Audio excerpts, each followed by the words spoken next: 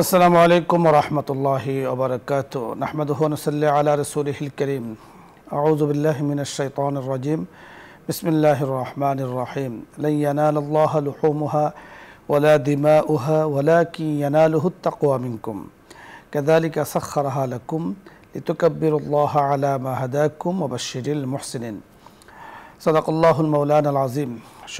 দর্শক মণ্ডলী, মহান রব্বে করিমের লাখো কোটি শুকরিয়া আদায় করছি। রব্বে করিম পরন্ত বিকেলে আমাদেরকে ইসলামিক গুরুত্বপূর্ণ একটি অনুষ্ঠানের সাথে যুক্ত থাকার তৌফিক দান করেছেন। রব্বে করিমের শুকরিয়া আদায় করছি, আলহামদুলিল্লাহ। আপনাদের সকলকে ধন্যবাদ জানাচ্ছি নিউজ 24-এর লাইভ অনুষ্ঠান ইসলাম আমরা এর থেকে, এবং অনুষ্ঠানটি যেমনিভাবে এই পর্দায় সরাসরি দেখতে পাচ্ছেন ক্যাপিটাল FM 94.8 এই চ্যানেলও আল্লাহ রব্বে করিমের তৌফিকে শুনতে পাচ্ছেন। পবিত্র কোরবানি আমাদের খুব কাছে। কোরবানির ইতিহাস রয়েছে, তাৎপর্য রয়েছে, কোরবানির উদ্দেশ্য রয়েছে, লক্ষ্য রয়েছে। আল্লাহ রাব্বুল করিম আমাদের উপরে যাদেরকে সামর্থ্য দিয়েছেন তাদের উপরে কোরবানিকে ওয়াজিব করেছেন। উদ্দেশ্য কী, লক্ষ্য কী, আজকে আমরা এই বিষয় নিয়ে কথা বলবো।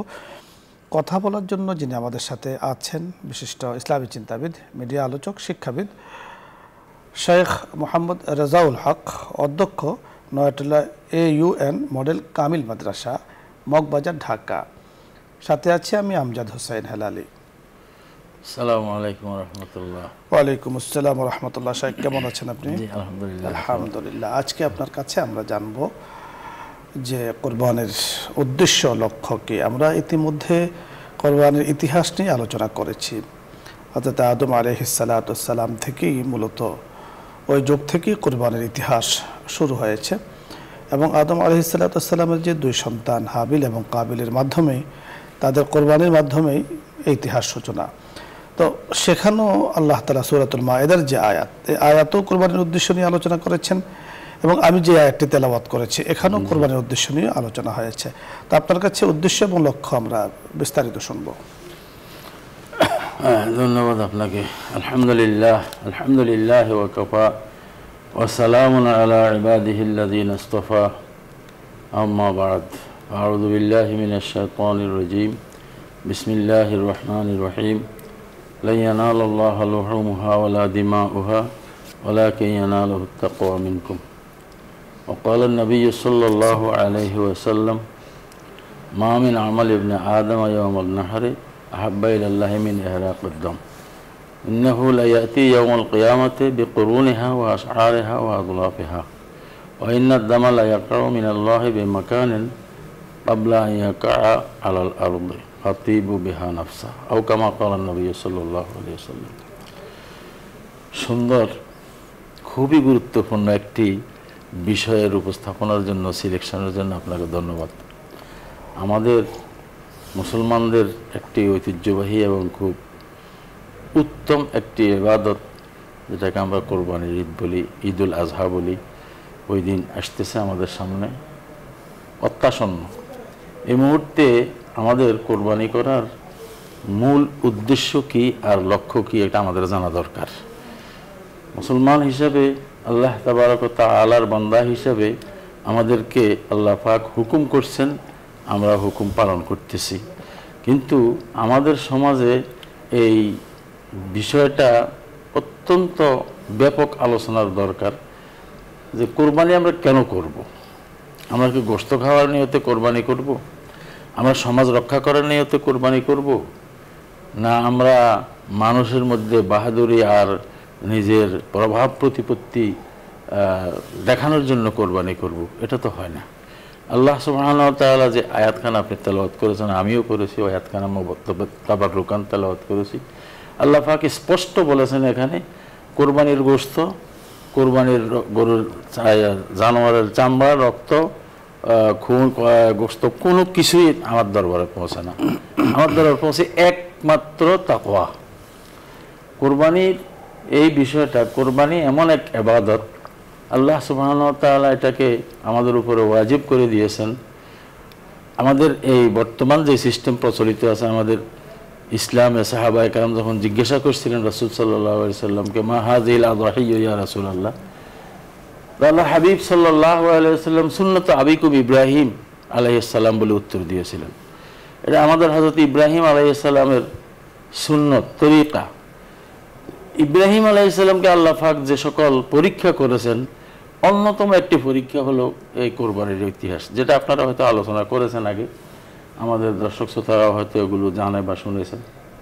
ইব্রাহিম আলাইহিস সালামকে আল্লাহ পাক ইচ্ছা করলে উট কোরবানি করার নির্দেশ দিতে পারতেন, ইচ্ছা করলে অন্য কোনো পশু পাখি কোরবানি করার নির্দেশ দিতে পারতেন, দুম্বা কোরবানি করার নির্দেশ দিতে পারতেন। তা না করে তিনি তার ছেলে ইসমাইলকে কোরবানি করার নির্দেশ দিয়েছেন।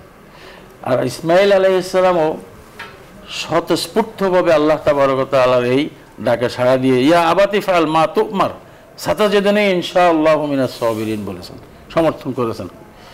এখানে লক্ষণীয় বিষয় আমাদের হাজারাত উলামায়ে কেরাম বলেন, আল্লাহ পাক সুবহানাহু ওয়া তাআলা ইব্রাহিম আলাইহিস সালামকেও তার তাকওয়া, তার অন্তর, তার মানসিকতা, তার কলব, তার দিল কোন পর্যায়ে আছে এটা পরীক্ষা করেছেন, উত্তীর্ণ হয়েছেন ইব্রাহিম আলাইহিস সালাম। ওয়া ফাদাইনাহু বিযিবহিন আযীম, এই কথা বলে আল্লাহ পাক কাদ সাদ্দাকতা রুইয়া ইয়া ইব্রাহিম, হ্যাঁ, তারপরে আপনি আমার নির্দেশ বাস্তবায়ন করেছেন।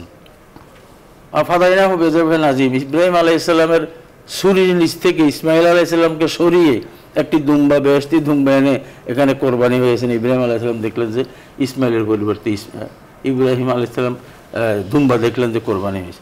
আল্লাহ পাক সুবহানাহু ওয়া তাআলা, তুমি পরীক্ষায় উত্তীর্ণ হয়েছো আর আমি তোমার ছেলেকে না নিয়ে তোমার একটি জানোয়ার দিয়ে দিলাম। তো এইখান থেকে আমাদেরকে শিক্ষা হলো, আল্লাহর হাবিব সাল্লাল্লাহু আলাইহি সাল্লাম বলেছেন যে তোমরা কোরবানি করবে, কোরবানির স্বতঃস্ফূর্তভাবে কোরবানি করবে, আন্তরিকতার সাথে কোরবানি করবে, ইখলাসের সাথে কোরবানি করবে, আল্লাহ তাবারক ওয়া তাআলার নির্দেশ, আল্লাহকে সন্তুষ্ট করার জন্য কোরবানি করবে।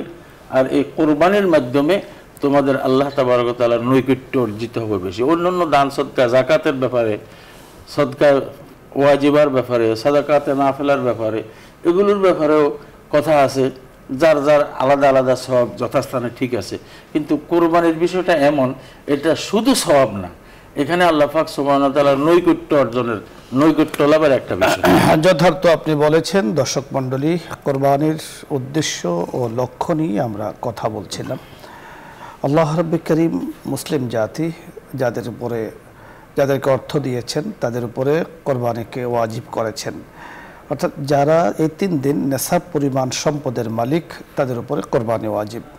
এই কোরবানির লক্ষ্য এবং উদ্দেশ্য আল্লাহ তাআলা আমাদেরকে নিজে জানিয়ে দিয়েছেন, ওয়ালাকিন ইয়ানালুহুত তাকওয়া মিনকুম, তোমাদের পশু কোরবানি করো এবং এই কোরবানির পশুর কোনো কিছুই আল্লাহ তাআলার কাছে পৌঁছে না। আল্লাহ তাআলার কাছে পৌঁছে মানুষের, কোরবানি দাতার প্রত্যেকের অন্তরের তাকওয়া আল্লাহ তাআলার কাছে পৌঁছে। দেখুন, হজের উদ্দেশ্য তাকওয়া অর্জন করা। আল্লাহ তাআলা যাদেরকে হজ্জে মাবরুর, হজ্জে মকবুল দান করেন, তাদেরকে মুত্তাকি বানান।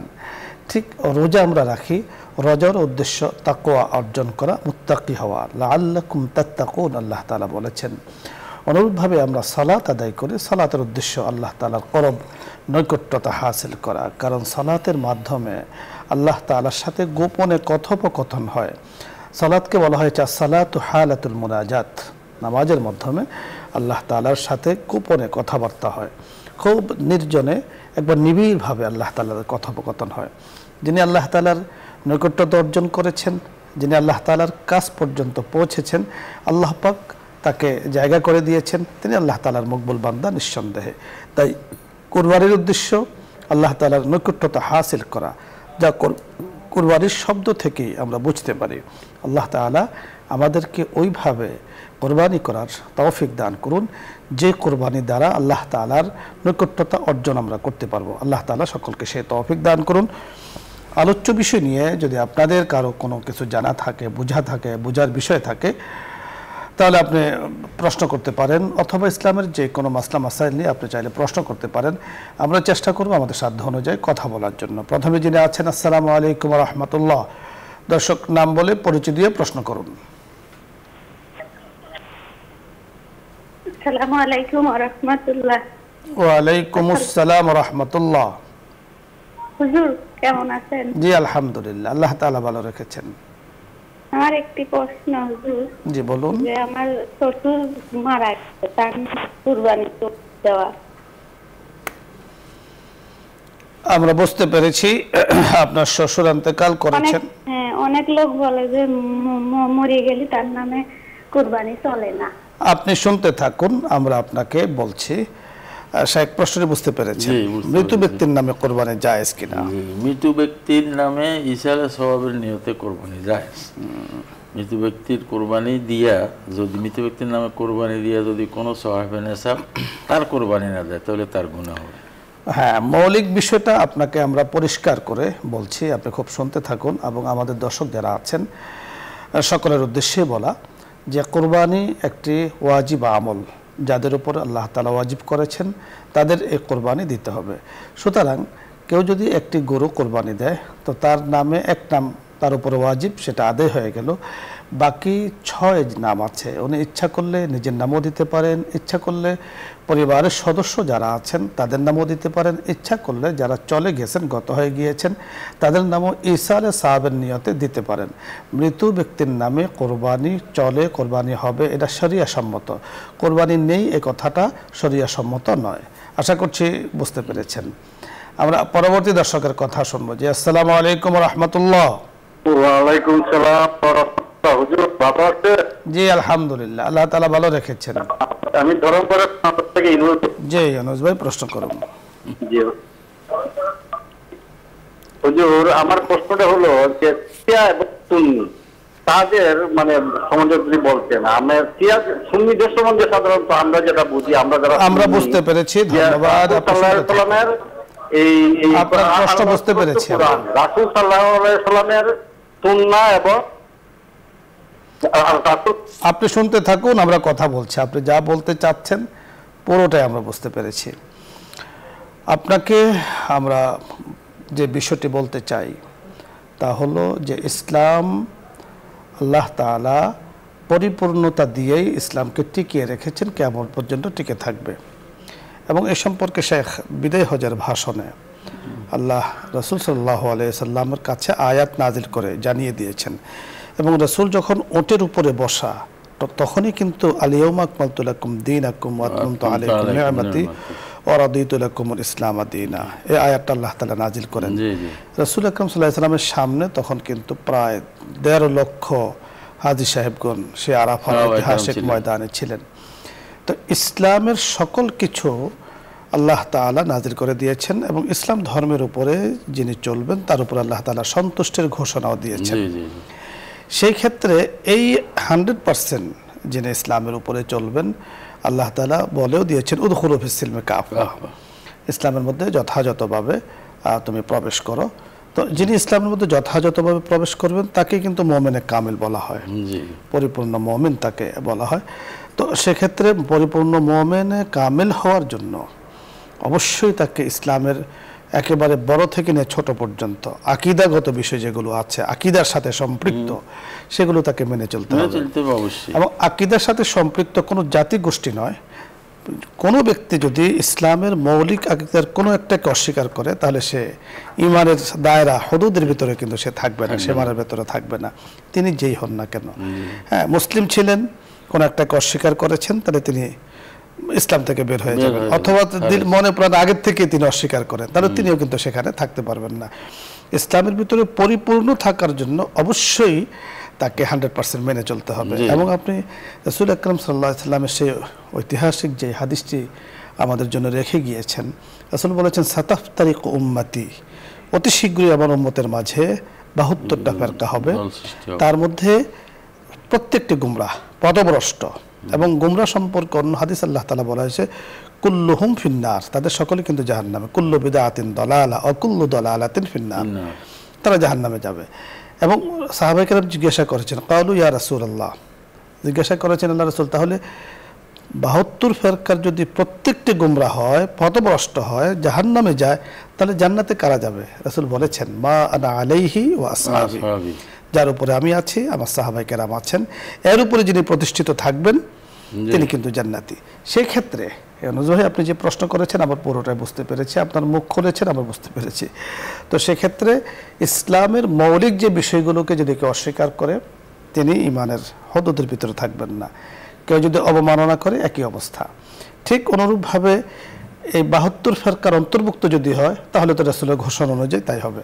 আর আহলে সুন্নাত ওয়াল জামাতের কথা বলা হয়েছে, যেটা রাসূল আকরাম সাল্লাল্লাহু আলাইহি সাল্লাম বলেছেন, যে কথাগুলো আমরা শুরুতে বলেছি, যিনি 100% দিনের উপরে চলে থাকে তিনি কিন্তু আহলে সুন্নাত ওয়াল জামাতের অনুসারী। আল্লাহ রাব্বুল কারীমের কাছে আমরা দোয়া করছি, আল্লাহ তাআলা আমাদের সকলের জন্য মা আনা আলাইহি ওয়া আসহাবিহির ফয়সালা করুন, এর উপরে যেন আমরা থাকতে পারি, চলতে পারি, তৌফিক দান করুন। আমরা পরবর্তী দর্শকের কথা শুনবো। জি, আসসালামু আলাইকুম ওয়া রাহমাতুল্লাহ। ওয়ালাইকুম আসসালাম। হুজুর, হুজুর, আপনি প্রশ্ন করুন। হুজুর, আমার একটা প্রশ্ন আছে। জি যে আমার নাম বিউটি, আমি উত্তরা থেকে বলছি। জি বলুন, প্রশ্ন করুন। আমার স্বামী না হঠাৎ করে অনেক রাইগা জায়গা, মানে কোনো কারণ ছাড়াই, এখন এটা কি করণীয়? হ্যাঁ, আমরা বুঝতে পেরেছি আপনার কথাগুলো, আমাদের শায়েখের কাছে এর উত্তর জানবো। বুঝতে পেরেছেন, স্বামী হঠাৎ রেগে যায়, ওনার রাগ একটু বেশি, রাগ বেশি নয়, অনেক সময় বেশি হয়ে যায়। বেশি হয়ে যায়। যাই হোক, 1 নম্বরে ওনার বোনের যিনি প্রশ্ন করছেন, ওনার প্রতি আমাদের পরামর্শ হলো, আমার ব্যক্তিগত পরামর্শ হলো, উনি যেন স্বামী রেগে যেতে না পারেন এমনভাবে চলবেন। এক, আর আল্লাহ তাবারক ওয়া তাআলার কাছে দোয়া করতে থাকবেন স্বামীকে যেন আল্লাহ পাক রাগ কমায়, আমার প্রতি রাগান্বিত না হওয়ার মতো তৌফিক দান। আপনি যথার্থ বলেছেন শেখ, আপনি তো বুজুর্গ মানুষ, আপনার হাইসিয়তে আপনি কথা বলেছেন। আমি তো আপনার মতো অত বড় বুজুর্গ নই, গুনাহগার বান্দা। তা আমার দৃষ্টিতে আমি একটু আপনার সাথে যোগ্য করতে চাই। মানুষের রাগ অনেক কারণে বেড়ে যায়, হঠাৎ বেড়ে যায়। কেন বাড়ে? তার থেকে দুর্বলের কাছে যখন সে থাকে তখন তার রাগ বেড়ে যায়। যখন সে দায়িত্ববোধ নিজেকে মনে করছে যে আমি তো অভিভাবক, আমি তো এই ঘরের মালিক, তো তার রাগ বেড়ে যায়। মানুষের যখন কিছু টাকা পয়সা হয় তখন রাগ বেড়ে যায়, মানুষের যখন কিছু ক্ষমতা পায় তখন রাগ বেড়ে যায়।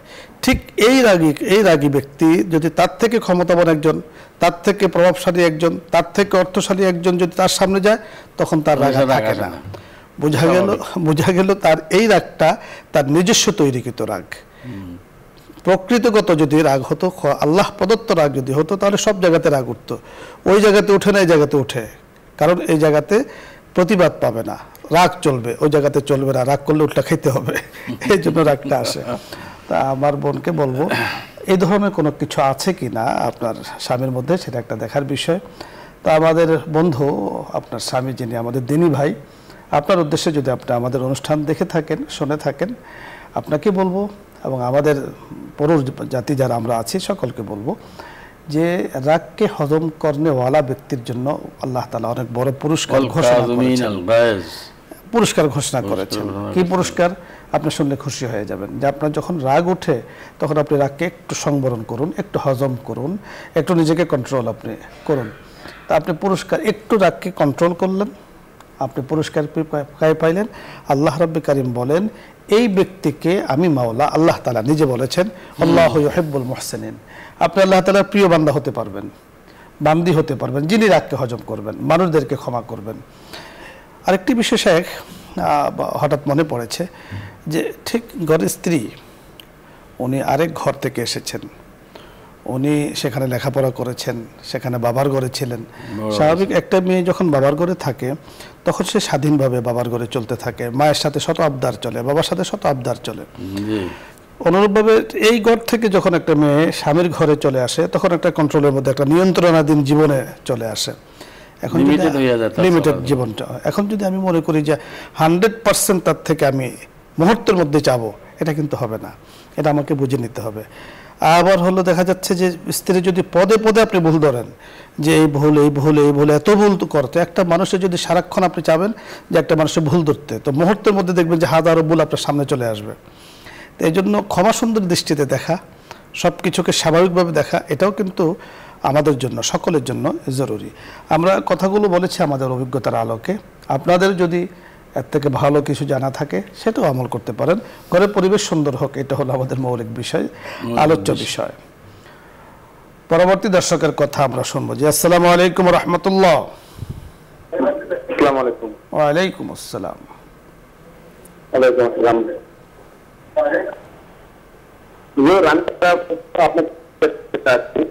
প্রশ্ন হলো যে আমার পিতা মারা গেছে গত শুক্রবার। ভলিউমটা কমায় ভলিউম কমিয়ে কথা বলুন। জি জি, মনে করেন আমি মনে করেন কি করে আমি মনে করছেন আমার কাছে খাওয়াতে চাচ্ছি, ফকির মিষ্টি খাওয়াবো। কি ফকির মিষ্টি খাওয়ানো হবে না মানুষ? আমরা বুঝতে পেরেছি, ধন্যবাদ ভাই। আপনার পিতা ইন্তেকাল করেছেন, ওনার রূহের মাগফিরাতের জন্য আমরাও দোয়া করছি, আল্লাহ তাআলা ওনাকে মাফ করে দিন। আপনারাও দোয়া করুন, আল্লাহ তাআলা যেন ওনাকে মাফ করে দিন। ইসালে সওয়াবের জন্য কি করণীয় সেটা আপনার জানার বিষয়, ওইটাই জানতে চেয়েছেন। কি করবেন? ফকির মিসকিনকে খাওয়াবেন নাকি কোনো মাদ্রাসা মসজিদে দান করবেন? কোনটা উত্তম হবে? এই দুইটার মধ্যে কোনটা উত্তম? জি জি, সদকায়ে জারিয়া হিসাবে যদি কিছু করা হয় তাহলে এটা দীর্ঘদিন থেকে সওয়াব পাবেন উনি। আর ফকির মিসকিনকে খাওয়াইলে সেটাও সওয়াব পাবেন, কিন্তু এটা তো অস্থায়ী, খাওয়ার পরে এটা শেষ। এটাও সওয়াবের বিষয়, অবশ্যই সওয়াব। এখানে শেখ আমি আপনার সাথে একটু অ্যাড করতে চাই যে এই ধরনের অনুষ্ঠানে দেখা যায় যাদের উপলক্ষে আয়োজন করা হয় তারা তাদের অংশগ্রহণটা কম থাকে। দেখা যাচ্ছে যে আত্মীয় স্বজন পাড়াপড়শি তাদের বেশি থাকে, দরিদ্র না। তো গরিব মিসকিন যারা বছরে একবারও ভালো খাবার খেতে পারে না, যাদের ঘরে সবসময় রান্না হয় না, যাদের চোখের পানি যাদের জীবনের সঙ্গী, তো এই ধরনের লোকের অংশগ্রহণ কম থাকে। তো এই বিষয়টা আপনি যদি খাওয়াতে চান নিঃসন্দেহে সওয়াব পেয়ে যাবেন আপনার আব্বা। তবে এইভাবে আপনি বাছাই করে করে গরিব মিসকিনদেরকে খাওয়াবেন, আত্মীয় স্বজনকে খাওয়াবেন, অন্য সময় খাওয়াতে পারেন, এই সময় খাওয়াতে পারেন, কিন্তু অংশগ্রহণ যেন ওনাদের বেশি হয়। আর শাইখে যে বিষয়টি বলেছেন, যদি আপনি কোনো প্রতিষ্ঠান বাবার নামে, কোনো এতিমখানায় বাবার নামে কিছু দান করেন, তো আপনার এটা খেয়ে ওরা কোরআন হাদিস চর্চা করলো, ইসালে সওয়াব সদকায়ে জারিয়া হিসাবে দীর্ঘদিন পর্যন্ত আপনার আব্বা সেখানে পেয়ে থাকবেন। আপনি কাজটিও করতে পারেন। পরবর্তী দর্শকের কথা আমরা শুনবো। জি, আসসালামু আলাইকুম ওয়া রাহমাতুল্লাহ। ওয়ালাইকুম আসসালাম ওয়া রাহমাতুল্লাহ। আপনি প্রশ্ন করুন। হুজুর, আমার নাম হচ্ছে মোহাম্মদ মুক্তাসির রহমান, মান্দা নওগাঁ থেকে বলছিলাম। জি, আমার প্রশ্ন হচ্ছে যে নামাজে যখন আমরা দাঁড়ানো অবস্থায় আমাদের দৃষ্টি কোন দিকে? রুকুতে, সেজদাতে থাকে। আর আমরা যখন আত্মাহিয়াত করব সেই সময় আমাদের কোন দিকে থাকে? জি, আমরা বুঝতে পেরেছি। জি, আর একটা প্রশ্ন বলুন। সেটা হচ্ছে ফরজ সালাতের পর ইমাম এবং মুক্তাদি সব কি আমরা হাত তুলে দোয়া করতে পারি সম্মিলিতভাবে? হ্যাঁ, আমরা বুঝতে পেরেছি, আপনি শুনতে থাকুন। দুটো প্রশ্ন আপনার মাধ্যমে আমাদের কাছে এসেছে, আপনাকে ধন্যবাদ। বুঝতে পেরেছেন? জি, এক নম্বরে উনি যেটা বলছেন, নামাজের দাঁড়ানো অবস্থায় ওনার নজরটা কোন দিকে থাকবে। নামাজের দাঁড়ানো অবস্থায় নজর থাকা সজদার দিকে, সজদার জায়গায় নজর থাকা। নামাজের রুকু করা অবস্থায় পায়ের আঙ্গুলের দিকে নজর থাকা। নামাজের সজদারত অবস্থায় নাকের ডগার দিকে নজর থাকা। নামাজের বসা অবস্থায় কোলের দিকে নজর থাকা। এই হলো সুন্নত তরিকা। সুন্নত তরিকায় এমনই কিতাবে এসেছে, আমরা এমনই পেয়েছি, আশা করছি বুঝতে পেরেছেন। দ্বিতীয় প্রশ্ন করেছেন ফরজ সালাতের পরে সম্মিলিত দোয়ার বিষয়টি উনি বলেছেন, এটা কি ঠিক আছে কিনা? সম্মিলিত দোয়ার ব্যাপারে যে সমস্ত কথাবার্তা হয়, দোয়া কোনো নাজায়েজ কিছু না, কিন্তু এটাকে যদি গায়রে মুস্তালজামকে লাজম করে নেয়, লুজুমের অর্থাৎ বাধ্যবাধকতা করে নেয়, তাহলে এটা বেদাতের পর্যায়ে চলে যাবে। বাধ্যবাধকতা ছাড়া দোয়া করলেও কোনো নাজায়েজ কোনো সমস্যা নেই। দর্শক, আপনি প্রশ্ন করেছেন, আপনার প্রশ্নের জের ধরে আমরা কথা বলছি। নামাজের পরে দোয়া, অর্থাৎ আদ-দুআউ বা'দা সালাতিল মাকতুবাতি, জি, আফজল। ফরজ নামাজের পরে দোয়া, এটা অতি উত্তম দোয়া, কারণ ফরজ নামাজের পরে দোয়া করলে দোয়াটা কবুলের সম্ভাবনা বেশি থাকে। এতটুকু হাদিসের মধ্যে এসেছে, এবং হাদিসের মধ্যে পরিষ্কার ভাষায় ফরজ সালাতের পরে দোয়ার কথা এসেছে। আল্লাহুম্মা আনতাস সালাম ওয়া মিনকাস সালাম তাবারাকতা ইয়া যাল জালালি ওয়াল ইকরাম। আল্লাহুম্মা আইন্নি আলা যিকরিকা ওয়া শুকরিকা ওয়া হুসনি ইবাদাতিক। আয়াতুল কুরসি পড়ার কথা আছে এবং বলা হয়েছে যে ফরজ সালাতের পরে কেউ যদি আয়াতুল কুরসি পড়ে তাহলে জান্নাতে আর তার মধ্যে ব্যবধান শুধু একটা হাইল, একটা পর্দা, তা হলো আল মউত ইল্লাল মউত, অর্থাৎ ইন্তেকাল করলে তিনি জান্নাতে চলে যাবেন। তাহলে এগুলো সব দোয়া, ফরজ সালাতের পরে দোয়া, পরিষ্কার হাদিস দ্বারা প্রমাণিত ফরজ সালাতের পরে দোয়া আছে এবং দোয়া করা লাগবে, দোয়া করা প্রয়োজন। দ্বিতীয়ত হলো যে আমরা আমাদের মসজিদগুলোতে যে সিস্টেমে দোয়া চালু আছে অথবা আমরা দোয়া করে থাকি, এটা কতটুকু শরীয়ত সম্মত? অনেকেরই প্রশ্ন থাকে যে আমরা দোয়া করছি, আমরা লক্ষ লক্ষ মানুষ মুসল্লি সারা দেশের মসজিদে দোয়া করছেন, সকলে কি মানে শরীয়তের খেলাফ অথবা শরীয়ত চায় না এমন একটি কাজ করছেন? আপনি খুব খেয়াল করে শুনতে থাকুন। ফরজ সালাতের পরে দোয়া, এখন দোয়ার একটা সিস্টেম আছে, প্রত্যেকটা জিনিসেরই একটা কিন্তু সিস্টেম আছে। যেমন আমরা এখানে লাইভ প্রোগ্রামে বসেছি, আমাদের বসার একটা সিস্টেম আছে, আমরা এই সিস্টেমে বসেছি, একটু দূরে উনি একটু দূরে আমি, আমরা কথা বলছি, এখানে বলার একটা সিস্টেম কিন্তু আছে। খাবারের টেবিলে আমরা বসি তখন একটা সিস্টেম আছে, আমরা যখন ঘুমাতে যাই তো ঘুমানোর জন্য কিছু নিয়ম পদ্ধতি আমরা অবলম্বন করি। ঠিক দোয়া যখন আমরা করি তো দোয়ারও কিছু নিয়ম পদ্ধতি আমরা অবলম্বন করি।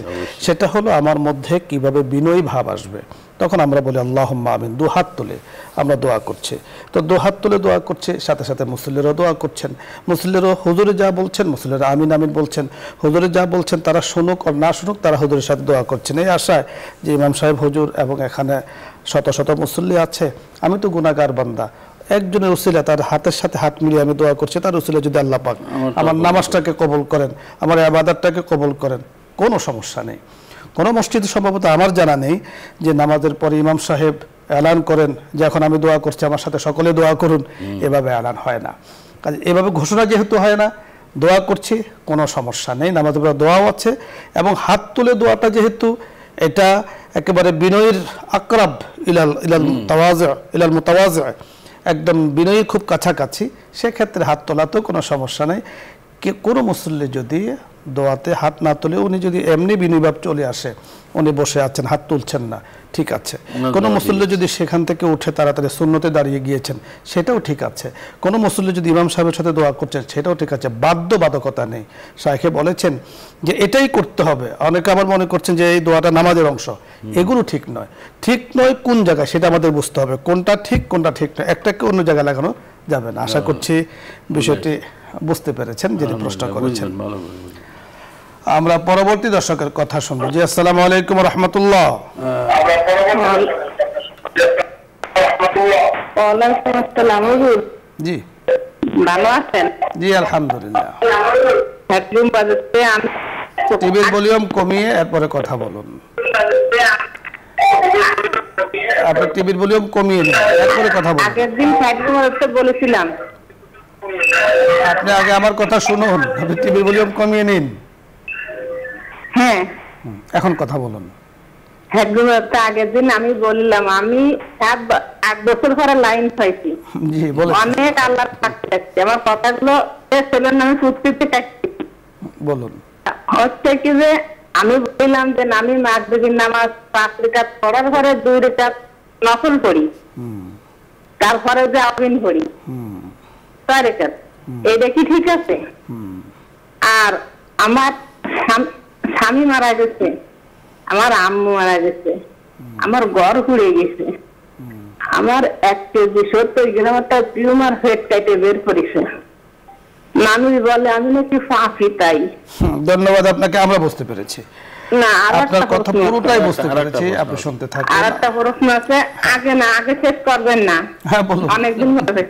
অনেকদিন পরে আমি নামাজ পড়ি, পাও লম্বা করে দিয়ে আর মানে বসতে পারি না, পছন্দ করা তো, আর কোরআন তিলাওয়াত করে ফাঁক করে তার মাঝখানে রাখে, এটা কি ঠিক আছে না? আর একটা কথা হচ্ছে কি, গোসল করানো মুসলমানরা মহিলাকে যে গোসল করাটা কি কি পদ্ধতি আছে? আচ্ছা রাখছি, আসসালামু আলাইকুম। ওয়ালাইকুম আসসালাম। অনেকগুলো প্রশ্ন আপনি করেছেন, 8 বছর পরে আপনি কানেকশন পেয়েছেন। আমরা আমাদের খেয়াল রাখতে হয়, আমরা এখানে খেয়াল রাখতে হয় যে অনেকেই প্রশ্ন করার জন্য বসে আছেন, সকলকে সুযোগ করে দেই। তো যাই হোক, আপনি 4টি প্রশ্ন করেছেন। প্রথম প্রশ্নটি করেছেন, আরেকবারও আপনি প্রশ্ন করেছেন, আমরা কিন্তু উত্তর নিয়ে কথা বলেছি।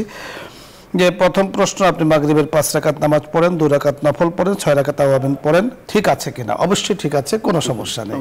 আমরা ওই দিনও কিন্তু এই কথা বলেছি, হয়তো আপনি বুঝতে পারেননি। আপনার স্বামী ইন্তেকাল করেছেন, মা ইন্তেকাল করেছেন, আরও অনেকে ইন্তেকাল করেছেন, আপনি অসুস্থ।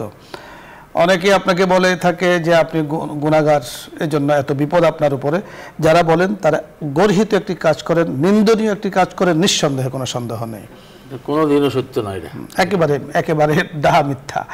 শুধুমাত্র বিপদের কারণ বা কি বলে অপরাধের কারণে, শুধুমাত্র গুনার কারণে কারো উপরে বিপদ এসেছে, আর তাকে ওই নামে কটাক্ষ করা, ওই নামে নিন্দা করা, তাকে ওই নামে খারাপ সারাপ বলা, এটা সাংঘাতিকভাবে শরীয়তের মধ্যে নিষিদ্ধ কাজ। এটা আল্লাহ তাআলা এতটুকু বলেছেন যে কারো নাম বিকৃত করে ডাকা কোরআনে কারিমের মধ্যে হারাম করা হয়েছে। তো যেখানে নাম বিকৃত করে ডাকা হারাম করা হয়েছে, সেখানে এই ব্যক্তিটাকে তিরস্কার করা এটা একদম না জায়েজ। এ সম্পর্কে লম্বা আলোচনা আছে, আমাদের হাতে সময় যতটুকু আছে আমরা কথা বলছি। আরেকটি বিষয়ে আপনি প্রশ্ন করেছেন যে নামাজের, অর্থাৎ আপনি অসুস্থ, কিবলার দিকে পা উনি মেলে এরপরে মাঝখানে কোরআন শরীফ রেখে কোরআন পড়ে থাকেন অসুস্থতার কারণে, ঠিক আছে, কোনো সমস্যা আছে? নামাজের পরে পাও কিবলার দিকে মেলে দিয়ে, কিবলার দিকে হ্যাঁ মেলে দিয়ে উনি মধ্যখানে কোরআন শরীফ রাখেন, কিন্তু কোরআন শরীফটা একটু উঁচু জায়গায় রেহালে রাখলে ভালো। ওনার পায়ের সাথে সমান্তরালে না থাকলে আপনার দেখা যায়, একটু রেলটা উপরে রাখলে কোরআন শরীফের এহতেরামটা হবে, সম্মানটা হবে। হ্যাঁ, এখানে নামাজের পরে যদি হয়ে থাকে, তাহলে আপনি যেহেতু নামাজ শেষ করেছেন, এখন কিবলামুখী হয়ে আপনি বসার প্রয়োজন, যদি আপনি ভালোভাবে বসতে পারেন, নুরুন আলা নূর, ভালো, কিন্তু কিবলার দিকে পা দিয়ে বসার তো কোনো প্রয়োজন নেই। আপনি অন্যদিকে পা মেলে বসতে পারেন, অর্থাৎ কিবলা হলো এদিকে, তা আপনি ইচ্ছা করলে এভাবে বসে পাগুলোকে এদিকে, অর্থাৎ উত্তর দিকে আপনি পাগুলোকে ছড়িয়ে, এরপরে সামনে উঁচু কোনো টেবিল রেখে কোরআন শরীফকে টেবিলের উপর রেখে আপনি তেলাওয়াত করুন, কোনো সমস্যা নেই। কিবলার দিকে পা দেওয়াটা নামাজের মধ্যে বলা হয়েছে, যদি আপনি নামাজ পড়তে চান আর ওই দিকে পাকে ছড়িয়ে না দিলে আপনি নামাজ পড়তে পারছেন না, সেক্ষেত্রে মুফতিয়ানে কেরাম সুযোগ করে দিয়েছেন যে এইভাবে হলেও, কিবলার দিকে পা দিয়ে হলেও তাকে নামাজ শেষ করতে হবে, এখানে এই মাসআলার জন্য। আর যেহেতু নামাজের পরে কিবলার দিকে পা মেলে রাখার কোনো প্রয়োজন নেই, আপনি অন্যদিকে পা মেলে রাখতে পারেন, সেক্ষেত্রে আপনি কিবলার থেকে পাগুলোকে সরিয়ে অন্যদিকে, এইটাকে এড়িয়ে চলা আপনার জন্য উত্তম। আরেকটি প্রশ্ন করেছেন, মহিলাদেরকে গোসল করান, মৃত মহিলাকে গোসল করান, তো গোসলের পদ্ধতি কি হবে বা কি কি দিয়ে গোসল করাবেন? ওটা তো অনেক লম্বা কথা। গোসল করানোর জন্য স্বাভাবিক নিয়মে যেভাবে গোসল করা হয় মেয়েদেরকে, ওটাই করবে, মহিলাদেরকে করবে। বাকি মহিলাদের গোসলের সময় ওই যে আপনার এই কি বলে কানের মধ্যে নাকের মধ্যে তুলো দিয়ে রাখে পানি না ঢোকার জন্য, এগুলো সিস্টেম যেখানে। হ্যাঁ, এটা লম্বা কথা, পরে আমাদের বিশেষ করে যে সমস্ত মা ও বোনেরা এই কাজটি করে থাকেন, আমরা তাদের উদ্দেশ্যে বলবো যে খুব সওয়াবের কাজ করছেন আপনারা, খুব ভালো কাজ করছেন। পানিকে গরম করে, এরপরে আগে তো উষ্ণান ঘাস ছিল, আর বর্তমানে কিন্তু কি দিয়ে পানিতে কি দিতে হবে না দিতে হবে, আতর, গোলাপ, চন্দন, সকল কিছু যেখান থেকে কাপড় কিনা হয় সেখানে সব একসাথে পাওয়া যায়। তো খুব ভালো কাজ, খুবই সওয়াবের কাজ। আল্লাহ রাব্বুল কারীম আমাদেরকে কথাগুলো বোঝার তৌফিক দান করুন। শেখ, আপনাকে ধন্যবাদ, আজকে আপনি আমাদের অনুষ্ঠানে এসেছেন এবং মূল্যবান সময় দিয়ে কথা বলেছেন। ধন্যবাদ। দর্শক মণ্ডলী, অনুষ্ঠানের শেষ পর্যায়ে আছি, আমরা কোরবানি নিয়ে কথা বলছিলাম। কোরবানি শব্দের অর্থই হলো উৎসর্গ করা। কোরবানির দিন আমরা পশুকে উৎসর্গ করি আল্লাহ তাআলার রাহে, এ উদ্দেশ্যে আল্লাহ তাআলা যেন আমাদেরকে ভালো রাখেন, আমাদেরকে মুত্তাকি বানান, মুত্তাকি হওয়ার আল্লাহ তাআলা সুযোগ করে দেন। আল্লাহ তাআলা ওই নিয়তে ওইভাবে কোরবানি করার তৌফিক দান করুন। ভালো থাকুন, সুস্থ থাকুন। আগামী দিন ইনশাআল্লাহ আল্লাহ তাআলা চাহে তো ঠিক একই পর্দায় আপনাদের সাথে দেখা হচ্ছে, এই আশাবাদ ব্যক্ত করে আজকের মতো বিদায় নিচ্ছি। আসসালামু আলাইকুম ওয়া রাহমাতুল্লাহি ওয়া বারাকাতুহু। এখন দোয়া হবে, দরুদ ইস্তিগফার পাঠ করি। আল্লাহুম্মা সাল্লি আলা মুহাম্মাদিন ওয়া আলা আলি মুহাম্মাদ কামা সাল্লাইতা আলা ইব্রাহিম ওয়া আলা আলি ইব্রাহিম ইন্নাকা হামিদুম মাজিদ। আল্লাহুম্মা বারিক আলা মুহাম্মাদিন ওয়া আলা আলি মুহাম্মাদ كما باركت على إبراهيم وعلى آل إبراهيم إنك حميد مجيد اللهم صل على محمد وعلى آل محمد كما صليت على إبراهيم وعلى آل إبراهيم إنك حميد مجيد أستغفر الله ربي من كل ذنب وأتوب إليه لا حول ولا قوة إلا بالله العلي العظيم أستغفر الله ربي من كل ذنب وأتوب إليه لا حول ولا قوة إلا بالله العلي العظيم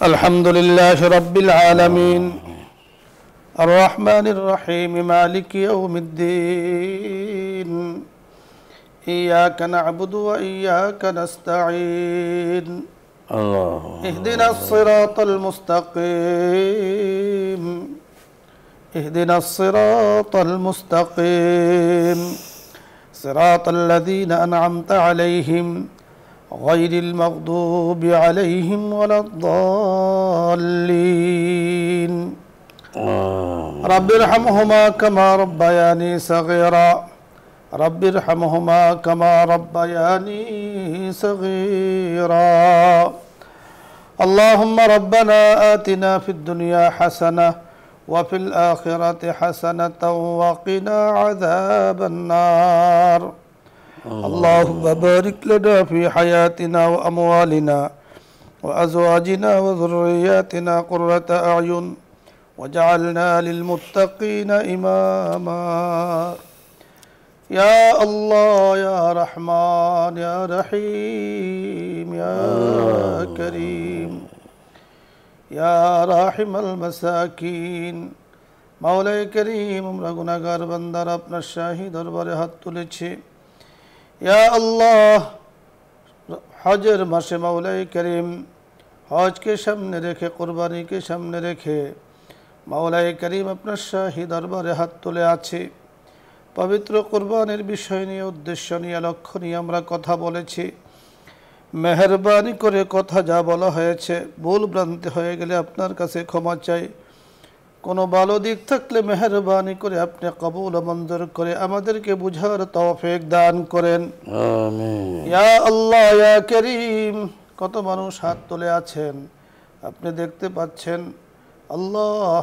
আমরা তো গুনাহগার বান্দা বহু গুনাহ হয়েছে আমরা স্বীকার করছি মেহেরবানি করে জীবনের গুনাহগুলো আপনি মাফ করে দেন গুনাহে বেআদদ রাবারে বস্তম গুনাহে বেআদদ রাবারে বস্তম হাজার তওবা শিকস্তম इलाही गर के दरिया ए गुनाहम तो मैदानी व खुद हस्ते गवाहम या अल्लाह मेहरबानी করে আমাদেরকে আপনি maaf করে দেন তওবা করি তওবা বার ভঙ্গ করি মাওলাই করিম আপনি কত দয়াবান কত মেহেরবান কোনদিন আমাদের নিয়ামত বন্ধ করেননি ইয়া আল্লাহ আপনার গুণবাচক নামের উসিলায় মেহেরবানি করে আমাদের সকলকে আপনি maaf করে দেন প্রাকৃতিক বালা মুসিবত থেকে আপনি হেফাজত করেন মাওলাই করিম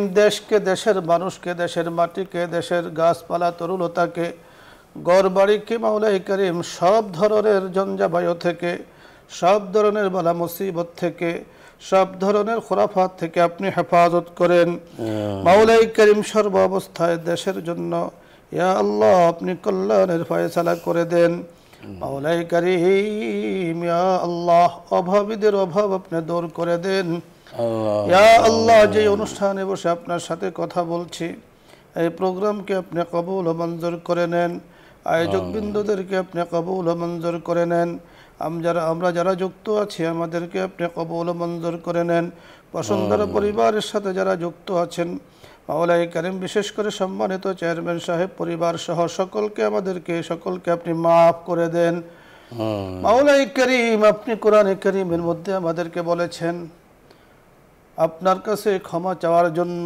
আপনার হাবিব বলেছেন আমাদের ভাইদের জন্য দ্বীনি ভাইদের জন্য ক্ষমা চাওয়ার জন্য আমরা সকলের জন্য ক্ষমা চাচ্ছি, মেহেরবানি করে আপনি মাফ করে দেন। মাওলাই করিম, ইয়া আল্লাহ, হজের মাস যারা হজে গিয়েছেন সুন্দরভাবে সঠিকভাবে হজ করার তৌফিক দান করেন। মাওলাই করিম, হজের উদ্দেশ্য মুত্তাকি হওয়া, কোরবানির উদ্দেশ্য মুত্তাকি হওয়া, ইয়া আল্লাহ প্রকৃত মুত্তাকি হওয়ার তৌফিক দান করেন। মাওলাই করিম, কত মানুষ দোয়া চেয়েছেন, বাবা ইন্তেকাল করেছেন, মা ইন্তেকাল করেছেন, সন্তান ইন্তেকাল করেছেন, এই জগতে একদিন আমরাও থাকবো না, তাদের মতো আমরাও একদিন চলে যাব। যেইভাবে তাদের নামে মাইকিং করা হয়েছে, মসজিদ থেকে ঘোষণা এসেছে, খাটের উপরে শোয়ানো হয়েছে, গোসল করানো হয়েছে, ইয়া আল্লাহ মেহেরবানি করে ইয়া আল্লাহ তাদেরকে মাফ করে দেন। একদিন আমরাও চলে যাব, আমাদেরকে আপনি মাফ করে দেন। মওতের আগে আগে মওতের জন্য প্রস্তুতি গ্রহণ করার তৌফিক দান করেন। মাওলাই করিম, ইয়া আল্লাহ আপনার হাবিব বলেছেন, মাওলাই করিম সহজ ইন্তেকাল, সহজ মৃত্যু চাওয়ার জন্য আমরা আপনার কাছে সহজ মৃত্যু চাই, মেহেরবানি করে সেই ফয়সালা আপনি করে দেন।